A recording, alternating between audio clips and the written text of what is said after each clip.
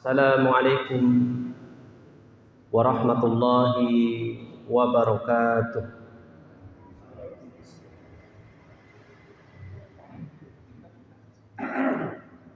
Alhamdulillahilladzi anzala ala 'abdihi al-kitaba wa lam yaj'al lahu 'iwaja qayyiman liyundhira ba'san shadidan min ladunhu wa yubashshiral mu'minina alladzina ya'maluna as-solihati anna lahum ajran hasana. Wa asyhadu an la ilaha illallah wahdahu la syarika lah wa asyhadu anna Muhammadan abduhu wa rasuluhu wa sallallahu ala Muhammadin wa ala alihi wa sahbihi ajma'in. Ma'asyiral muslimin, jamaah yang berbahagia yang semoga dirahmati Allah Subhanahu wa taala. Bapak dan Ibu yang semoga dirahmati Allah Subhanahu wa taala. Kita bersyukur kepada Allah Subhanahu wa taala atas segala limpahan nikmat yang telah diberikan oleh Allah Subhanahu wa taala kepada kita semuanya. Berupa nikmat Islam, nikmat iman, nikmat kesehatan, nikmat kesempatan, dan nikmat-nikmat Allah yang lainnya. Semoga salawat dan salam akan senantiasa terlimpahkan kepada Nabi kita yang mulia, Nabi akhir zaman, Nabi Muhammad sallallahu alaihi wasallam, demikian juga kepada keluarga beliau, para sahabat, dan segenap umatnya yang mengikuti ajarannya hingga akhir zaman. Bapak dan Ibu jemaah kaum muslimin yang semoga dirahmati Allah Subhanahu wa taala. Mulai malam hari ini kita akan masuk kepada pembacaan tafsir surat Al-Baqarah. Alhamdulillah kita telah menyelesaikan surat Al-Fatihah, demikian juga surat-surat yang terdapat di dalam juz 30 atau juz amma. Alhamdulillah sekarang kita akan masuk ke surat yang baru, dan ini perjalanan yang cukup panjang, surat terpanjang di dalam mushaf saat ini. Itu surat yang sangat panjang, lebih dari 2 juz sendiri. Semoga Allah Subhanahu wa taala memudahkan kita dalam mempelajari kitabullah. Bapak Ibu jamaah kaum muslimin yang semoga dirahmati Allah Subhanahu wa taala, pembahasan kita insyaallah akan kita sampaikan surat Al-Baqarah ayat 1 dan 2 dan apa kandungan di dalamnya. Kandungan di dalamnya. Sebelum itu kita baca, ini sudah pada hafal Quran ya, Masya Allah. Sudah hafal ya insyaallah ya. Ya sampai ayat 5 ya hafal lah ya, sudah sering dibaca ya, insyaallah, Masya Allah ya. Apa? Kita baca dari ayat 1 sampai 5. 1 sampai 5. Diawali dengan ta'awud, kemudian basmalah dan surat. A'udzu billahi minasy syaithanir rajim.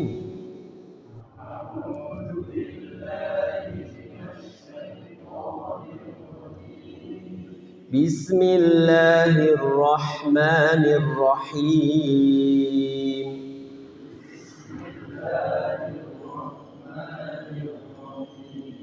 Alif lam mim.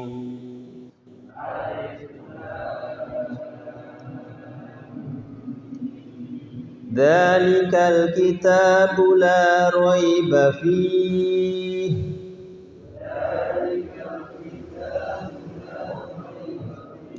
hudal lil muttaqin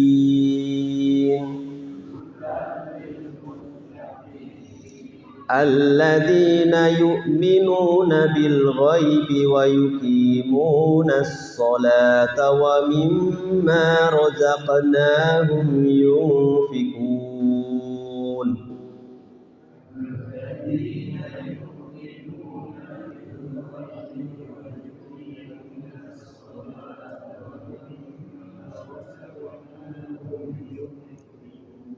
والذين يؤمنون بما إليك وما أنزل من قبلك وبالآخرة هم يوقنون.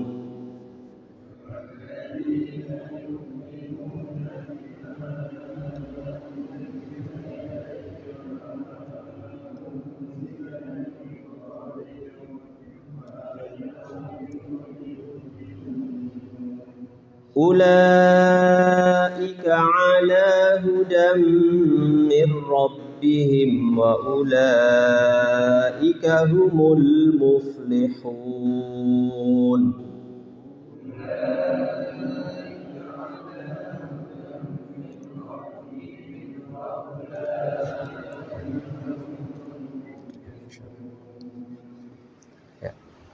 Bismillah.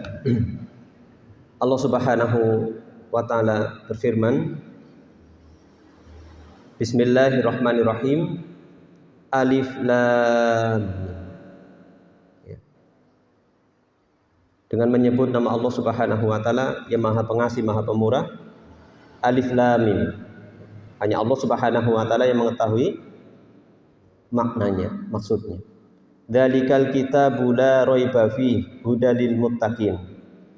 Inilah kitab yang tidak ada keraguan di dalamnya, sebagai petunjuk bagi orang-orang yang bertakwa. Alladzina yu'minuna bil ghaibi wa yuqimunas sholata wa mimma razaqnahum yunfiqun. Yaitu orang-orang yang beriman kepada perkara yang gaib dan mereka itu menegakkan sholat, dan terhadap apa yang kami rizkikan kepada mereka, mereka menginfakkan. Walladzina yu'minuna bima unzila ilaika wa ma unzila min qablika wa bil akhirati hum yuqinun. Dan orang-orang yang mereka beriman terhadap apa yang diturunkan kepadamu dan apa yang diturunkan kepada orang-orang sebelummu, dan terhadap hari akhirat mereka itu yakin atau beriman. Ulaika ala hudam min rabbihim wa ulaika humul muflihun. Mereka itu adalah orang-orang yang berada di atas petunjuk dari Rabb mereka, dan mereka itu adalah orang-orang yang beruntung. Ini surat Al-Baqarah ayat 1 sampai 5, dan ini menjelaskan tentang sifat orang yang bertakwa. Sifat orang yang bertakwa ayat 1 sampai ayat 5. Bapak dan Ibu jamaah kaum muslimin yang semoga dirahmati Allah Subhanahu wa taala. Disebutkan di sini, berkata penulis kitab Aisarut Tafasir li Kalamin Ali Al-Kabir, Syekh Abu Bakar bin Jabir Al-Jazairi rahimahu taala, dia mengatakan suratul Baqarah, surat Al-Baqarah. Apa kira-kira isi kandungan secara global surat Al-Baqarah? Atau mengapa disebut dengan surat Al-Baqarah? Mengapa? Mengapa Ibu? Kenapa surat Al-Baqarah disebut surat Al-Baqarah? Mengapa? Karena ada kata Al-Baqarah atau kisah Bani Israel yang diperintahkan untuk membunuh atau menyembelih sapi, seperti itu. Nah, ini di sana disebutkan ya. Ini maka disebut dengan surat Al-Baqarah, dan tidak selalu nama surat itu penyebutan katanya itu di awal.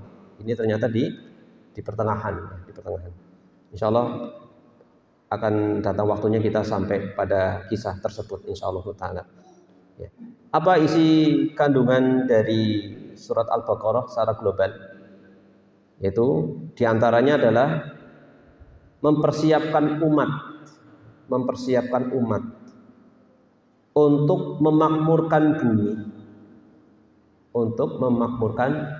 Jadi mempersiapkan umat supaya umat itu bisa memakmurkan bumi. Karena atau sebagai khalifah di muka bumi. Karena apa? Allah Subhanahu wa taala menciptakan kita itu ada dua tujuan. Yang pertama untuk beribadah kepada Allah, kemudian untuk memakmurkan bumi. Seperti itu ya. Memakmurkan bumi, maka ini masing-masing orang itu beda. Adapun untuk beribadah, ya semuanya sama. Beribadah ya harusnya seperti itu, sesuai dengan apa yang Allah syariatkan. Adapun memakmurkan bumi, masing-masing punya potensi masing-masing. Ya, memiliki peran dan potensinya itu setiap orang itu beda-beda. Tapi bagaimana bisa menjadi khalifah di muka bumi dan memakmurkan bumi ini. Kemudian di antara tujuan dari atau maksud dari surat Al-Baqarah diantaranya adalah menegakkan agama Allah, seperti itu, menyiapkan umat untuk bisa memakmurkan bumi dan bisa menegakkan agama Allah. Demikian juga di dalam surat Al-Baqarah dijelaskan pembagian manusia di awal. Pertama pembagian orang yang bertakwa, kemudian berikutnya orang kafir, kemudian berikutnya orang munafik. Dari 3 pembagian ini yang paling banyak ayatnya yang mana? Orang munafik. Dari ayat berapa itu? Disebutkan di sini. Kita ulas sedikit. Kalau orang yang bertakwa dari ayat 1 atau bisa dibilang ayat 2 sampai ayat 5, atau anggaplah 5 ayat. Kemudian tentang orang yang kafir hanya 2 ayat, ayat 6 dan ayat 7. Sedangkan tentang orang munafik itu ayat 8 sampai ayat 20. Ayat 8 sampai ayat ayat 9 ayat 8 ayat 8 sampai ayat 20. Gitu. Cukup banyak tentang orang munafik. Ini tentang pembagian, dan pembagian-pembagiannya lain. Dan disebutkan juga nanti banyak kisah di sana. Ada kisah terkait dengan Bani Israel, baik Yahudi maupun Nasara dan lain sebagainya. Ini jadi untuk menegakkan agama dan penjelasan mengenai pembagian manusia. Dan di dalam surat Al-Baqarah ini terkandung di dalamnya itu pokok-pokok keimanan. Landasan keimanan atau pokok keimanan. Seperti itu. Dan luasnya syariat Islam. Itu cakupan dari syariat Islam itu banyak sekali. Di antaranya apa? Nanti disyariatkannya puasa. Disebutkan juga berkaitan dengan ibadah haji di sana. Demikian juga ada ayat paling panjang, apa? Di lembaran sebelum terakhir, apa? Itu tentang hutang. Jadi ini ayat paling panjang itu tentang hutang. Itu ada di dalam surat Al-Baqarah. Dan surat Al-Baqarah ini disebutkan turun setelah surat Al-Mutaffifin. Ada yang mengatakan turun setelah surat Ali Imran. Makanya disebutkan di sini Madaniyatun, tergolong surat Madaniyah, yaitu diturunkan setelah Rasulullah Shallallahu Alaihi Wasallam hijrah. Jumlah ayatnya ada berapa? Jumlah ayatnya? Wa ayatuha mi'atani. Mi'atan itu 200. Wasittun 6, wasab'u au sab'un wa thamanuna ayat. 286 atau 287. Antara itu. Biasanya kalau ada yang mengatakan 286, ada yang mengatakan 280, bisa jadi ada 2 ayat yang digabung seperti itu. Ini letak mungkin perbedaan di kalangan ahli tafsir barangkali seperti itu. Mengenai keutamaannya apa? Surat Al-Baqarah mengenai keutamaan ini banyak sekali. Di antaranya adalah yang disebutkan oleh Rasulullah Shallallahu Alaihi Wasallam. Saya sampaikan 2 hadis mengenai keutamaan surat Al-Baqarah atau membaca surat Al-Baqarah. Rasulullah bersabda, "Iqra'u suratal Baqarah." Bacalah surat Al-Baqarah. Fa inna akhdaha barokatun wa tarkaha hasratun. Mengapa? Sesungguhnya membacanya atau mengambilnya itu penuh dengan keberkahan, dan tidak membacanya itu apa? Kerugian. Membacanya berkah, meninggalkannya kerugian. Wala yastati'uha al-batalah. Tidak akan sanggup terkena batalah. Siapa yang membaca tidak akan sanggup, tidak akan terkena batalah. Batalah itu apa? Di sini adalah as-saharah. Tidak terkena kejahatan para tukang sihir. Ini. Maksudnya apa? Sebagai perlindungan dari sihir. Sihir itu macam-macam ya. Sihir apa saja contohnya? Contohnya sihir. Santet. Ya, ini yang paling bahaya sekali itu santet. Itu bisa membunuh itu. Bisa membunuh. Makanya Umar bin Khattab itu menghukum para tukang sihir itu dipenggal lehernya, dibunuh. Kenapa? Jahat ya. Bisa mencelakakan, bahkan tindakan kriminal tapi dengan bantuan jin. Kemudian di antara bentuk sihir lagi apa? Pelet. Pelet apa pelet? Bukan umpan iwak ya. Pelet ya. Ilmu pelet. Yang tidak suka jadi suka. Yang tidak suka jadi suka dipelet. Ini istilah orang Jawa saja ya. Tapi sejati itu sihir. Tergantung fungsinya apa sihirnya itu, peruntukan. Dan itu kerjasama sama jin. Kemudian apa lagi? Selain lawannya pelet. Kalau pelet itu yang tidak suka jadi suka, ini yang misah.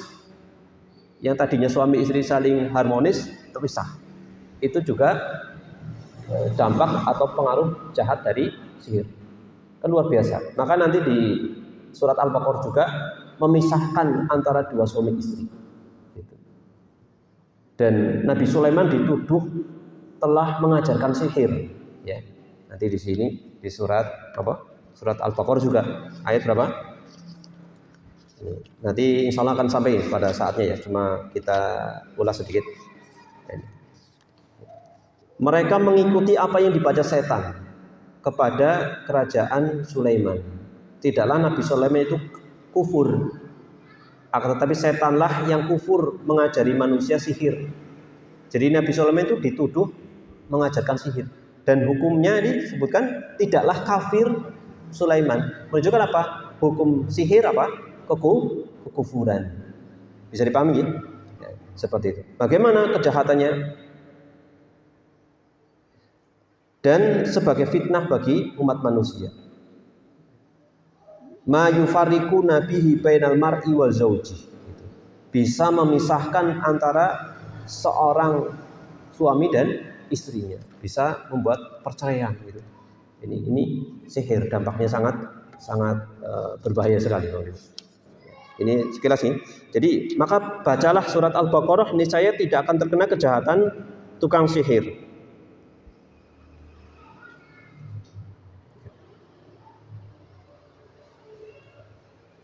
Disebutkan bahwasanya Rasulullah SAW mengutus utusan dan mereka ada beberapa.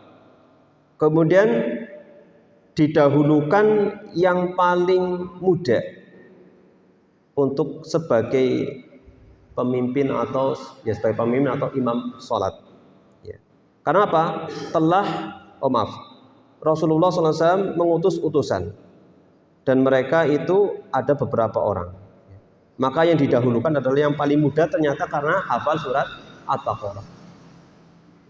Kemudian Rasulullah SAW bersabda, idhab fa anta amiruhum. Pergi kamu jadi pemimpin mereka. Nah, jadi Rasulullah mengutus utusan pasukan atau pasukan gampangannya ya. Kemudian memilih yang paling muda tapi dia hafal surat Al-Baqarah. Kamu ikut ke sana karena kamu hafal surat Al-Baqarah. Kamu jadi pemimpin seperti itu. Kemudian dalam riwayat lain disebutkan mengenai keutamaan surat Al-Baqarah, Rasulullah bersabda, la taj'alu buyutakum maqabir. Artinya apa?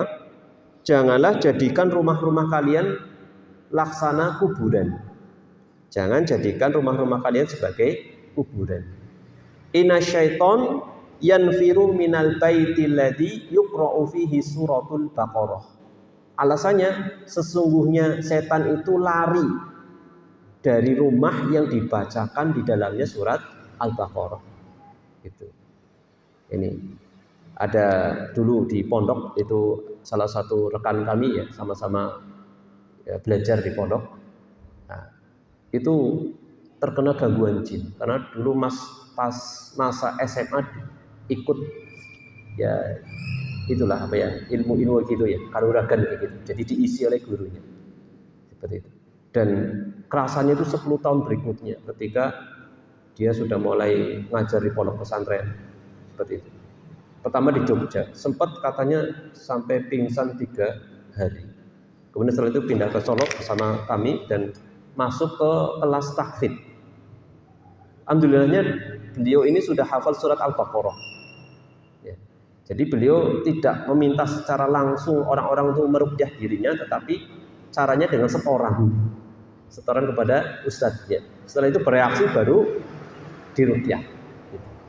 Jadi tapi teman-teman dan gurunya tadi ustadz pengampu tahfidznya itu sudah tahu. Jadi tidak minta untuk diruqyah dulu. Tetapi beliau setorkan, kemudian ketika bereaksi langsung diruqyah seperti itu. Jadi dulu awalnya itu dikasih air oleh gurunya, nah itu diisinya dengan air itu. Jadi seringnya gangguannya itu di lambung, ya, seperti itu. Dan alhamdulillah sudah menikah dan memiliki putra, dengar-dengar sudah nggak kumatan lagi. Dulu pas masih pondok sering. Ya, saya pernah lagi pengajian dengan ini di taklim di pondok itu di masjid. Saya duduk di belakangnya. Ketika ustadznya sedang menyampaikan, ini telinganya gerak-gerak. Telinganya gerak-gerak. Bismillahirrahmanirrahim, seperti itu. Dan itu, masya Allah. Itu. Ini contoh saja ya, contoh saja. Jadi pernah beliau ini setoran surat Al-Baqarah kepada ustadznya. Dia mengatakan, rasakan saya sudah setor. Maksudnya dengan surat Al-Baqarah punya keyakinan setannya itu kepanasan seperti itu. Nah, ini. Jadi tentunya kita harus yakin dengan membaca surat Al-Baqarah, paling tidak sebagiannya, yang paling utama awal, kemudian apa, ayat kursi, kemudian akhir surat Al-Baqarah. Ini yang ada dalil-dalil khusus lagi. Tapi secara umum surat Al-Baqarah itu sebagaimana disebutkan oleh Rasulullah Shallallahu Alaihi Wasallam. Bapak Ibu jemaah kaum muslimin yang semoga dirahmati Allah Subhanahu Wa Taala. Sekarang kita masuk kepada tafsirannya ya. Sekarang tafsiran dari Alif Lam Mim. Alif Lam Mim. Kira-kira Alif Lam Mim itu satu kata atau satu huruf? Ya. Ini ya satu kata, tetapi terdiri dari 3 huruf, bukan satu huruf. Seperti itu. Maka Rasulullah mengatakan alif itu 1 huruf, lam 1 huruf, dan mim 1 huruf. Dan setiap huruf itu diganjar berapa? 10, Masya Allah. Bayangkan bahwa cuma alif lam mim sudah 10. Maka inilah letak kita itu berlomba-lomba untuk semangat membaca Al-Quran, ya. Merutinkan membaca Al-Quran di rumah seperti itu. Demikian juga di setiap ada kesempatan kita baca. Ketika mungkin lagi nunggu apa, ada HP dengan aplikasi Quran, bisa kita baca daripada waktu kita terbuang sia-sia. Seperti itu.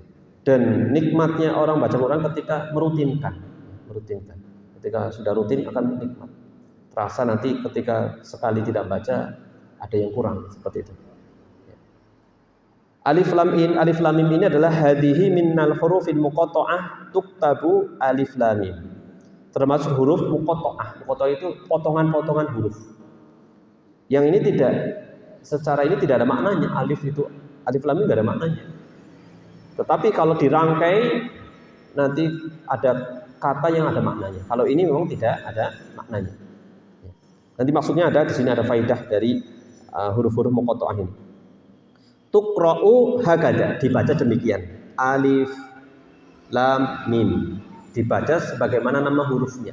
Ya, alif namanya alif, lam dan mim. Ya. Wa suwar al-mufattahah bil hurufil muqatta'ah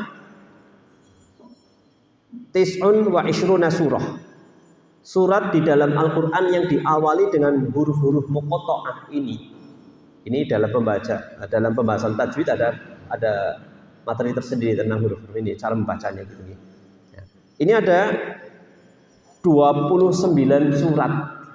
Silakan dibuktikan ya. Ya alif lam mim saja ada apa saja? Surat Al-Baqarah, Ali Imran, apa lagi? Apa lagi? As-Sajdah, Luqman, terusan apa itu? Al-Ankabut itu ya, alif lam mim dan lain sebagainya. Itu. Nomor lagi? Ada lagi enggak? Ya, alif lam mim. Ya, itu seperti itu. Ada 29 surat.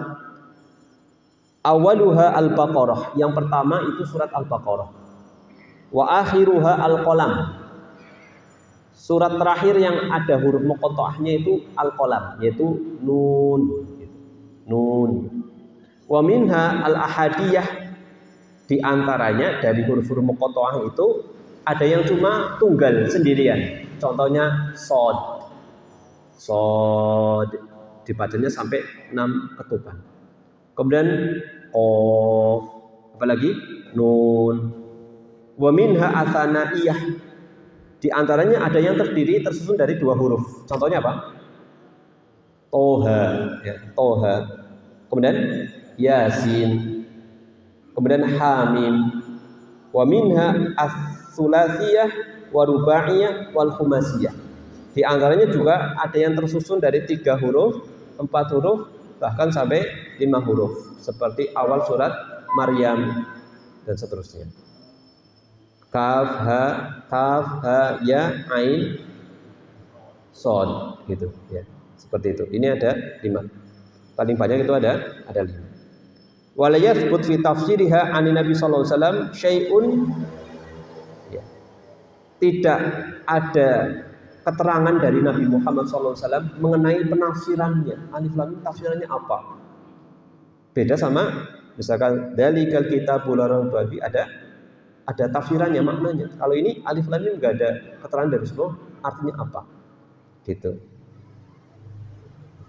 Wa qauluha minal mutasyabih alladhi ista'sara Allah taala bi ilmihi. Ini termasuk ayat-ayat mutasyabih. Mutasyabih itu yang tidak dipahami maknanya, ya. Dan ini hanya Allah Subhanahu wa taala yang memahaminya. Mutasyabih itu ada 2, ada yang hanya Allah yang mengetahuinya, ada yang sebagian manusia bisa memahami, sebagian manusia tidak, gitu. Tertentu seperti itu. Nah, nanti muhkam itu ayat yang jelas. Ayat muhkam itu ayat yang jelas. Bahkan orang biasa saja kalau ini bisa memahami. Bisa dipahami kebanyakan manusia. Itu muhkam. Adapun mutasyabih tidak semua orang bisa, dan bahkan yang seperti ini hanya Allah yang mengetahuinya. Bi ilmihi aqrab ila shawab. Seperti itu. Ini lebih dekat kepada kebenaran mengenai hal ini. Walidzalika yuqalu fiha alif lam mim Allahu a'lam. Makanya di terjemahan itu alif lam mim Allah yang lebih mengetahuinya. Dikembalikan ilmunya kepada Allah. Bi muradihi bidzalika. Allah yang lebih mengetahui tentang maksud dari Allah itu, karena Allah yang berfirman. Kemudian apa faidah dari huruf-huruf yang seperti ini di awal surat? Hanya di awal surat, tidak ada di tengah-tengah. Wa qad istakhraja minha ba'du ahli ilmi faidatan. Ada 2 faidah hikmah dari huruf-huruf muqatta'ah. Yang pertama, annahu lamma kana al-musyrikuuna yamna'una sima' al-Qur'an makhafatan an yu'thir fi nufusis sami'in. Dahulu ketika orang musyrikin itu menghalang-halangi manusia untuk mendengar Al-Qur'an. Jadi orang musyrik itu menghalang-halangi manusia supaya manusia tidak sampai mendengar bacaan Al-Qur'an dari Rasulullah SAW. Karena khawatir Al-Qur'an itu mempengaruhi jiwa mereka, jiwa orang yang mendengarnya. Kana nutqu bihadil huruf, maka Allah berfirman dengan huruf-huruf ini di sebagian surat, yaitu tadi 29 surat. Hamim, Qasin, Qaf, Kaf, Ha, Ya, Ain, Shad dan lain sebagainya. Wa huwa mantiqun gharibun anhum yastamiluhum ila sima'il Qur'an. Ketika orang musyrikin mendengar kok ada ayat Quran yang kayak gitu, huruf-huruf yang huruf Arab yang mereka berbahasa Arab, artinya mereka nggak paham. Hanya ini memantik mereka penasaran jadinya gitu ya. Karena ketika yang jelas itu mereka menutup diri, bahkan menghalangi manusia, maka Allah berfirman dengan ayat-ayat seperti ini. Itu adalah huruf-huruf yang adalah huruf mereka juga, hurufnya orang Arab juga seperti itu. Ayat ini, kok kayak sih ya gitu ya?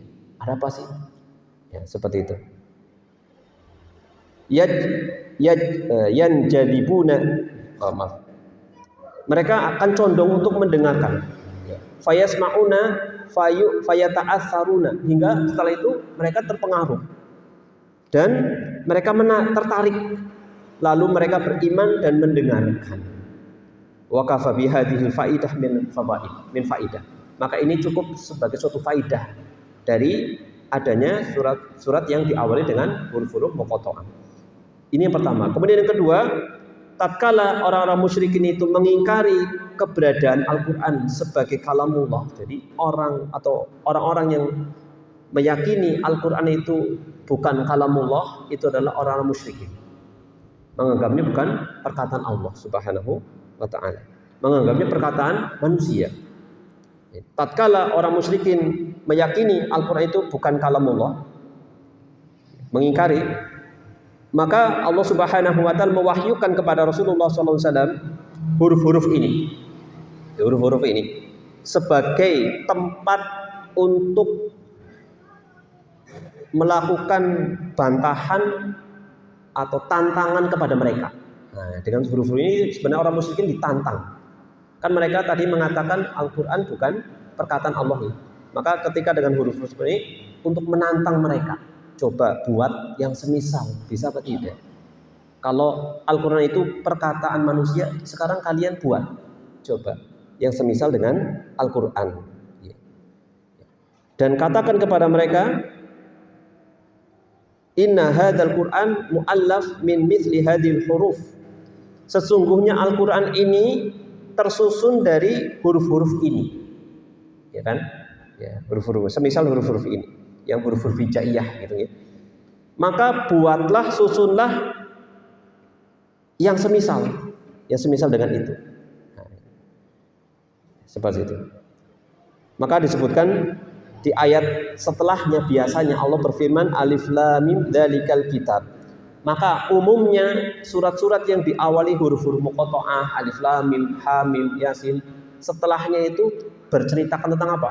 Tentang Al-Qur'an. Bisa dipahami ya? Jadi perhatikan saja. Yasin, setelah itu cerita tentang apa? Yasin, apa? Coba. Berikutnya wal Qur'anil Hakim. Qaf, wal Qur'ani dzidzikr. Shad dan seterusnya. Alif lam mim dzalikal kitab. Gitu. Setelah itu bercerita tentang Al-Qur'an. Alif lam mim tilka ayatul kitab. Gitu. Alif lam ra tilka ayatul kitab. Surat Yusuf. Tosin tilka ayatul Qur'an. Tuh. Jadi setiap surat-surat yang diawali ini pasti setelahnya tentang Al-Qur'an. Karena ini sebagai pembelaan terhadap Al-Qur'an yang dikatakan tadi bukan kalamullah, bukan perkataan Allah. Ya. Maka Al-Qur'an itu tersusun dari huruf-hurufnya seperti itu. Maka subhanallah, buatlah yang semisal. Baru ini jamaah kaum muslimin yang semoga dirahmati Allah Subhanahu wa taala, kita sampaikan sedikit. Nah, ini terkait dengan alif lam mim. Sekarang makna dari ayat, Allah Subhanahu wa taala mengabarkan bahwasanya Allah menurunkan kepada hambanya dan rasulnya Al-Qur'an, yaitu kitab yang agung, yang mulia, yang tidak mengandung di dalamnya keraguan sedikit pun. Tidak ada kemungkinan makna yang lain selain wahyu dari Allah Subhanahu wa taala. Dan ini adalah bentuk dari mukjizat dari Allah kepada Rasulullah sallallahu alaihi wasallam. Dan Al-Qur'an itu terkandung di dalamnya petunjuk, cahaya bagi orang yang beriman dan orang yang bertakwa yang mengambil petunjuk dengannya. Kemudian diberikan petunjuk oleh Allah Subhanahu wa taala kepada jalan keselamatan dan keberuntungan dan kesempurnaan. Ini terkait dengan ayat kedua. Kemudian apa kesimpulan dari pembahasan kita kali ini? Kita tutup pada kesempatan kali ini dengan dua kesimpulan. Ini pendek sekali tafsirannya. Jadi itu kita bahas lebih panjang lebar terkait huruf-huruf muqatta'ah. Sekarang kesimpulannya sebagai penutup pada kesempatan kali ini, yang pertama, Allah menguatkan iman. Penguatan iman kepada Allah dan penguatan iman kepada kitabnya dan kepada rasulnya. Jadi keimanan kepada Allah, keimanan kepada kitabnya, keimanan kepada rasulnya dikuatkan oleh Allah Subhanahu wa taala dengan ayat-ayat yang seperti ini. Al-hassu ala talabil hidayah minal kitabil karim. Dan ini sebagai motivasi, dorongan kepada manusia untuk mencari petunjuk di dalam apa? Di dalam Al-Quran. Kenapa? Hudalil muttaqin. Maka kita bagaimana cara mendapatkan petunjuk? Apa? Merujuk kepada Al-Quran. Di situ sudah ada petunjuk. Makanya di dalam sebuah artikel saya pernah baca dulu lama. Ada orang akhirnya memutuskan masuk Islam karena membaca terjemahan surat Al-Baqarah dari awal. Di ayat pertama sudah dinyatakan tidak ada keraguan. Langsung dia berpikir, akhirnya dia memutuskan masuk Islam. Masya Allah. Gitu. Jadi dari satu ayat saja ada orang akhirnya masuk Islam. Dengan fitrahnya, dengan kecerdasannya, akhirnya dia masuk Islam. Dibandingkan dengan kitab suci yang sebelumnya dia anut. Ini yang pertama, Ibu. Maka di dalam Al-Quran itu penuh dengan petunjuk. Maka kita mencari petunjuk di dalam Al-Quran. Jadi ketika kita baca Quran, kita baca terjemahannya, berusaha merenungi, barangkali nanti kita akan mendapatkan petunjuk dari situ. Tambah yakin dan seterusnya. Kemudian yang kedua, yang terakhir, kesimpulannya, penjelasan keutamaan takwa dan orang-orang yang bertakwa kepada Allah Subhanahu wa taala. Di antaranya apa? Karena orang yang bertakwa itu diberikan petunjuk oleh Allah Subhanahu wa taala melalui Al-Qur'an. Dzalikal kitabu la raiba fi hudalil muttaqin. Seperti itu. Sebagai petunjuk bagi orang-orang yang bertakwa. Ini yang bisa kami sampaikan pada kesempatan malam hari ini. Insyaallah kita akan lanjutkan ayat 3 sampai ayat 5 pada pertemuan yang akan datang insyaallah taala. Insyaallah. Demikian Bapak Ibu yang bisa kami sampaikan karena waktu juga yang membatasi kita, tidak terasa sudah masuk waktu Isya. Terima kasih atas perhatian dan mohon maaf atas segala keterbatasan. Kita tutup pengajian pada kesempatan malam hari ini dengan membaca doa kafatul majelis. Subhanakallahumma bihamdika asyhadu an la ilaha illa anta astaghfiruka wa atubu ilaik. Wassalamualaikum warahmatullahi wabarakatuh.